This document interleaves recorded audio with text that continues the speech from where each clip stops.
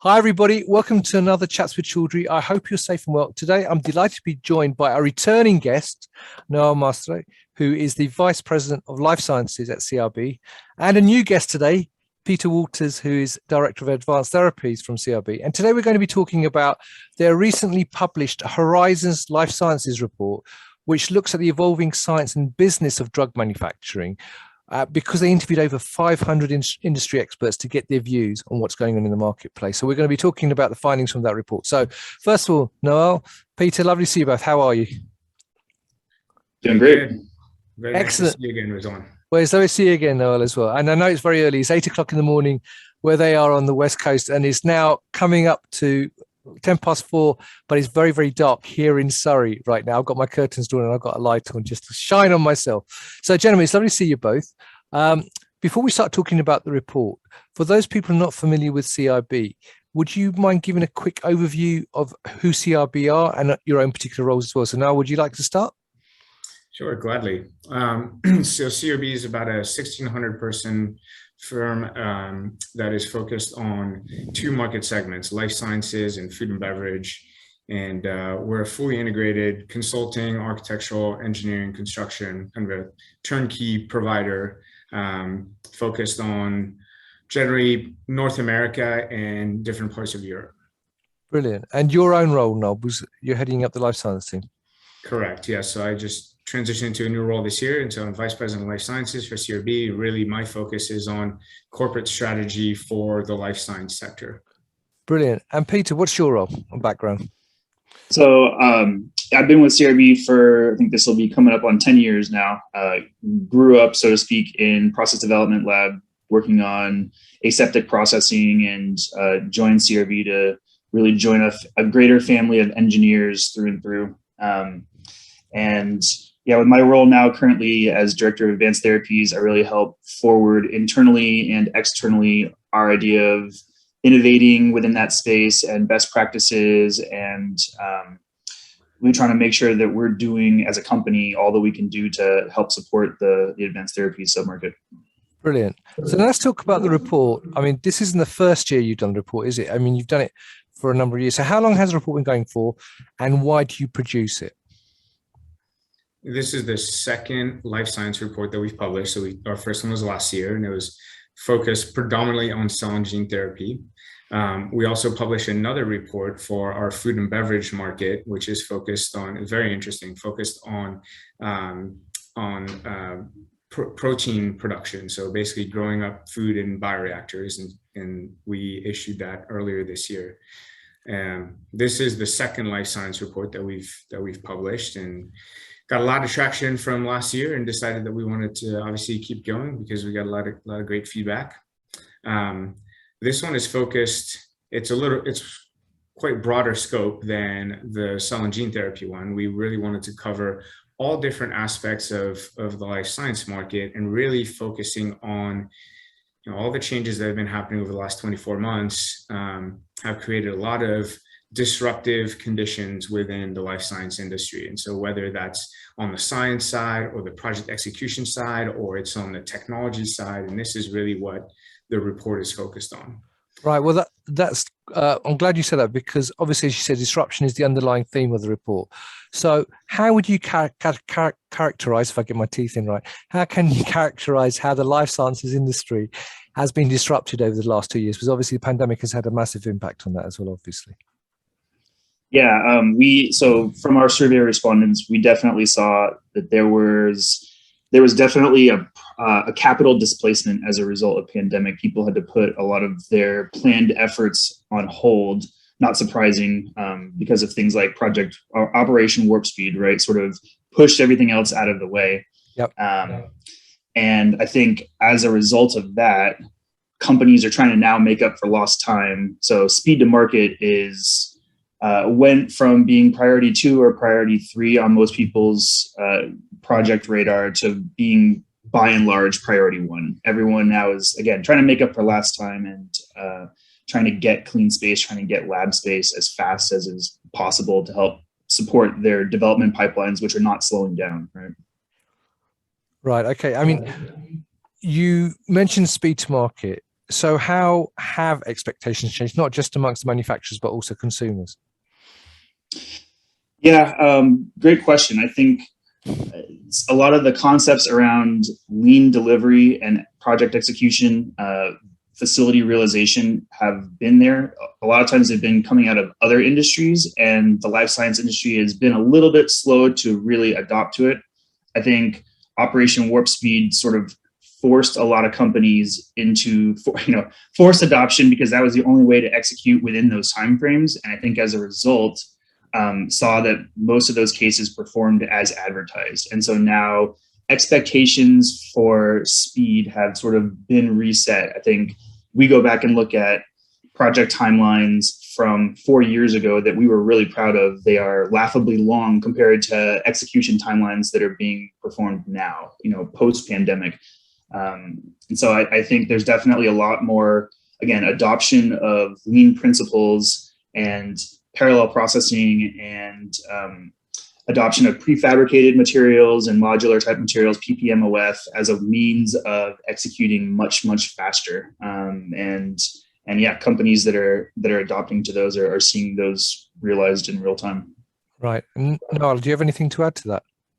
I would say from the consumer standpoint, right, there's probably been a paradigm shift where we've got two companies, Moderna and the BioNTech Pfizer conglomeration, that were able to not only develop but release a vaccine under emergency use approval in a time frame of 12 months, which nobody thought was ever possible. And so outside of just the warp speed program and how fast that drove the industry, I think the consumer expectations today are that the impossible is no longer impossible. And so it is going to drive a pretty significant shift in the life science industry moving forward. I mean, one question that comes to mind, though, Noel and Peter, you're talking about speed to market expectations, is that, obviously you see people have adopted lean principles, but what has helped companies now, apart from some of the things you've already mentioned, speed up the process so they are now looking at much shorter timelines? So what are they doing to speed up their timelines? Yeah, I think, if you look at a lot of the lean principles, integrated project teams, so not just doing kind of the old-fashioned design, bid, build process, which has all these delays purposefully integrated into the project schedule, getting more into an integrated team with a partnership type of agreement where the whole design team, construction team, owner team are all integrated together, making decisions real time and moving the design process forward. I think definitely, as I mentioned earlier, PPMOF, so prefabricated, pre-assembled components, modular components, skidded components, not just, and I know a lot of times when we say modular, what immediately comes to mind is like a modular clean room, and that is a part of it, but also talking about skidded utility systems and skidded process systems, and really getting as much of that in a parallel execution schedule to the site so that you can develop your structural and then basically tilt everything up and plug everything in as rapidly as possible. All the commissioning that you can do, advance of that in like a factory setting, and then bring it and set it up and get it good to go, really shrinks the back end of that time frame so much that I think for some of the clientele we work with, if they have that, Noel was talking about like 12-month, 10-month kind of time frame expectations for their projects, that's the only way to get those done, is to really do as much offsite work and fabrication as you possibly can. Right. And Noel, do you have anything to add to that bit? I think Peter covered a lot of it, but really the main advantage of modularization and all these lean principles is taking activities that typically used to be sequential and running them in parallel. And so much more complex to execute projects in that manner, because instead of having one critical path, you've got multiple items on the critical path, and those can constantly be changing. But it is really a pretty significant shift, and we're seeing more and more companies move towards that execution model to meet their aggressive timelines. And what about the use of technology? Because I know historically, pharma has been very conservative in its approach to technology, and I mean quite risk averse. When you did the survey, did you get any feedback in terms of how technology has impacted in terms of how they sped things up? In terms of speeding things up, again, I think modular wall panel systems, modular clean rooms in the entirety, those are starting to catch on. I think companies like, right, as Noel talked about earlier, BioNTech, I think very famously was using modular clean rooms as a means of being able to do pandemic response. And that was sort of the only way that their facilities were able to come together fast enough. I think those kinds of technologies are really now becoming a lot more of a conversational forefront on a lot more projects than they were pre-pandemic, where again, speed was important, but it was not as prioritized as it is now, where it is basically a priority on every single project. Right. Okay. And what are the most pressing challenges in that life science companies are facing from the people you've spoken to put the report together? Yeah, great question. I think, so again, with a lot of companies having setbacks as a result of pandemic, I think just finding solutions to being able to bring therapies to the clinics is maybe the biggest pressing challenge. I think a lot of companies have these very complex developmental pipelines, a lot of different products in there. So gene therapies, RNA therapies are coming up. Cell therapies are becoming very big, plus everything that was before. So monoclonal antibodies and small molecules and all that still exists. And supply chain has been so impacted, and the critical materials that they need are so impacted. And a lot of these therapies require more critical materials than before. So you need plasmids and you need specialized technologies to be able to do the process steps. And all of this is in super high demand because everybody is trying to buy up at the same time. And then, of course, R&D lab space and GMP clean space is at an all-time shortage. A lot of these startups and a lot of early companies are struggling to be able to find a space to even do their work in. So then they're reaching out to CMOs, and every CMO is at capacity because everybody is reaching out to CMOs. And so just timelines across everything is just so hard for a lot of companies right now. Right. Noel, anything to add to that? I think there are also newer technologies that probably aren't quite ready to be deployed in the marketplace, but that are probably a few years away. Things like, this concept of factory in a box, which is a, end-to-end processing facility that looks more like just a piece of equipment.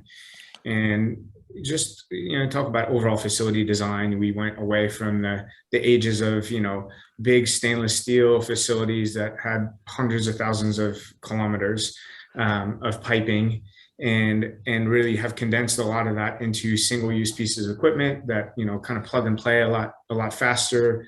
The facilities with process closure are able to become simpler. So there are quite a variety of different factors that are playing more and more towards simplifying the facilities and therefore allowing us to streamline and accelerate the delivery of these therapies. Right. Now, there's been a lot of emphasis about the need for manufacturing or business models to change, for example, moving to multi-modals. So has that become even more critical now? Yes, we've seen a lot more companies, again, going back to these very complex development pipelines, a lot of mergers and acquisitions and partnerships between different companies. And so you get companies that used to be performing one type of therapy now doing 2 or 3 or 4 types of therapies. I think we're seeing this evolution in the life science industry of companies looking to vertically integrate a lot more and provide internally a better infrastructure to support that business need in a way that has better synchronicity. And I'm not trying to throw all the buzzwords out there, but like a way that you can have manufacturing spaces that aren't completely bespoke, dedicated to one type of thing, which is what we maybe saw 10 years ago. Yeah, sure. And creating more of these launch facilities or these development facilities that can accommodate 3, 4, 5 different types of processing in a hyper flexible environment. Because fact of the matter is, right, you take on 10 therapies and you don't know which ones are going to get through clinic. You don't know which ones are going to be successful necessarily, but you believe in all of them. So you want to support all of them. And so having a way that the building doesn't die when that therapy dies you pivot it to the next one, and you can leverage your own internal resources much better. I think that's becoming sort of the future of the facility as far as we've been really seeing in the life science industry. Yeah. Right. Noel, anything to add to that? I think we're seeing more and more companies moving towards putting more different modalities under a single roof. And then probably even more progressive on this scale is, campaigning different suites to handle different products. And to some companies that may sound completely foreign and very highly risky. And there's definitely a significant importance on risk assessment, risk mitigation. But then we also look at CMOs who, they don't have any control over their pipeline aside from, obviously the contracts they sign with their customers. And a lot of them are already thinking along that same line of thought, which is, how can we maximize the utilization of a facility? And so let's decouple the actual building and the rooms from the process itself. And so we've, in developing Slate Space, which is really kind of focused on that multi-modal campaignable type of facility space, we've kind of jokingly used the analogy that it's a Gatling gun for a very, very complex pipeline, right? You can always run another product through it as you continue to campaign. And the industry is not standardized on that today, but I think we're seeing a strong trend moving towards that direction. Sure. I mean, I would agree with that because I've spoken to a lot of manufacturers or machine manufacturers who've talked about small batch manufacturing and how the demand for that has grown, particularly with the growth of ATMPs. And, they're looking at more specialized therapies in smaller quantities, but they have to be very flexible in terms of shifting from one job to another and moving the machinery over to do those different types of jobs. So I think that's reflected in your report, and very much so. So was there anything from the research that surprised either of you when you sort of looked at the data and had all the feedback from those different leaders that you spoke to? There were a couple of things for me that were surprising. One was, we've been seeing a trend of companies who have historically been chasing autologous type cell therapies or very personalized based allogeneic cell therapies, bringing in more of a stem cell based approach to their development platform. And I think as we sort of think through the future of what that industry wants to look like, it makes sense going from, like you said, very small batch approach, which has sort of flipped the industry on its head, and industries really had a hard time struggling with how to do thousands of batches that are, aseptically performed, and all the quality testing and the labor involved in that. It's not the strongest scalable business model. And so how to address that. And I think the industry is addressing it, or at least looking at addressing it through a different type of cell line that is scalable. And so starting with stem cells and then differentiating those into your final cells. And as we were seeing more and more companies begin to pursue that, that was one of the questions that we asked in the report. And I think the survey response that we got in exchange was a lot stronger than we expected. I think it's something like 80% of all cell therapy companies are now looking at stem cells as a development opportunity for them. And that was a very surprising data point for me. Right. One of the other surprising data points was around industry 4.0, pharma 4.0, and the digitization trend that we're seeing right now. And I think there's a lot of buzz conversation about moving digital. And I think as we polled companies, their perception of where they were at was much higher than we were expecting, but their perception of where they want to go in a very short timeline was also very surprising. Very strong response from survey responders wanting to go to what we call level 4, level 5. So like fully digital facilities driven by AI mechanics and self-monitoring systems and all that within the next 2 years. And I think that timeline might be a little far out still, but very exciting that there is such a surge in the industry trying to adapt to that, because I do think when you can embrace a fully integrated facility model like that, it does change the way that you view execution of your process. Yeah, funny, that's what I was alluding to a bit earlier when I asked about new technologies. Actually, I meant digitalization, but there you go. So I'm glad to see that's happening. What about you, Noel? Anything struck you as sort of unique when you saw that report, or something that you weren't expecting? Yeah, the one thing that Peter hasn't mentioned that really struck me was one of the survey questions was built around RNA, so predominantly mRNA or guide RNA, and whether how many of these clients or companies either currently have some sort of mRNA or guide RNA product in their pipeline, or are looking to make an acquisition in the near future.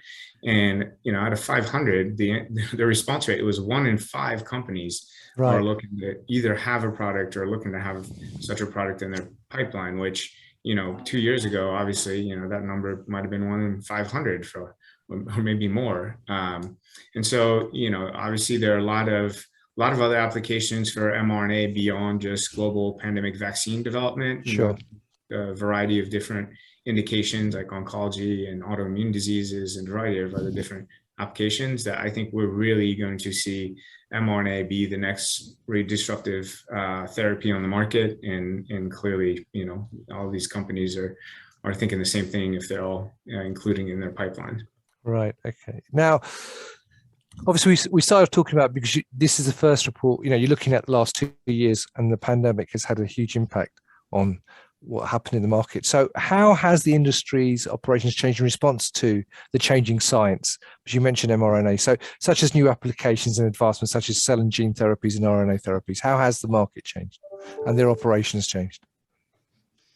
In terms of operations, in terms of facility design, I'd say flexibility. I think Noel made a great point earlier talking about companies who are at a point where they need a building, or they're transitioning into a new space, but they know their process is still being developed. They know they're bringing in some new technologies. They know maybe some part of their staff knows that they're going to acquire another company or partner, and so they don't know what that process looks like, or they're pulling out of a CMO, but they don't know exactly how that process is performed. And again, going from designing spaces where you have a fully fledged batch record and a fully fledged process, and you know exactly the size and shape of every piece of technology, really pivoting now into space design that can accommodate a variety of different things without having to go back and punch through the wall every single time you want to bring a new piece of equipment in. It's really been a challenge a little bit to design around the bubble that could be the process as opposed to the distinct operations. But I think that's where the industry is right now, is designing for flexibility and designing for the unknown, because there's so many changes going on in their development right now. Right. And Noel, anything to add to what Peter just said? I think Peter covered it pretty well. Well, there you go. That's good.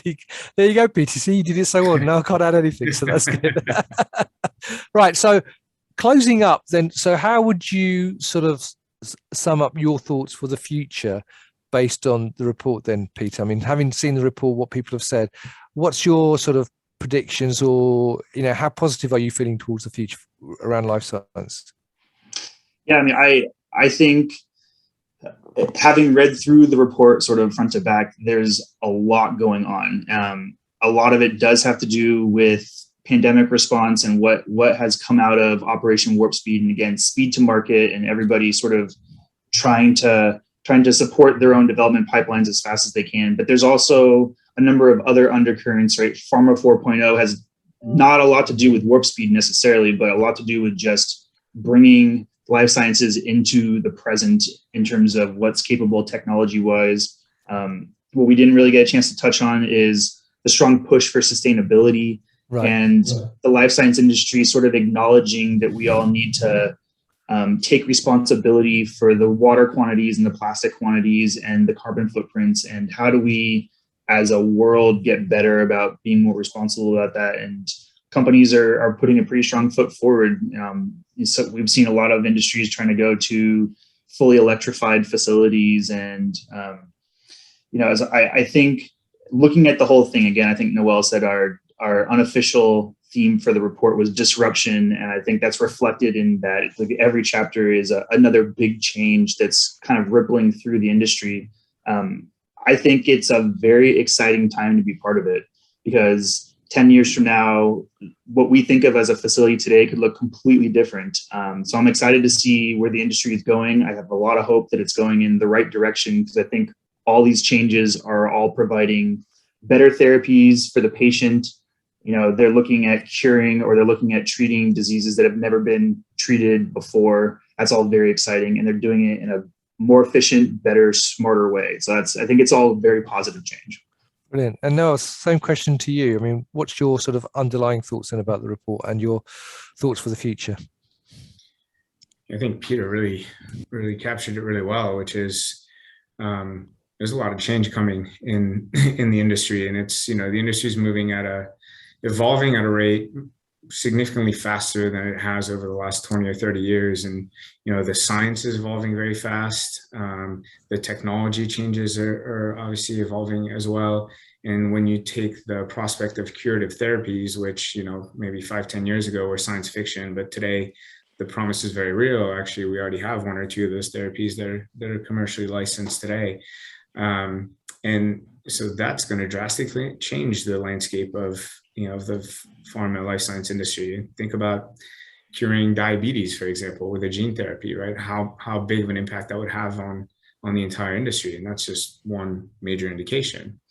And we're not going to cure everything. Obviously, I think it could be naive to think that, but the landscape's going to change drastically. And so when you take that and then you couple the, you know, all the potential of AI, digitalization, and how that's going to revolutionize not just our industry, but probably the entire world.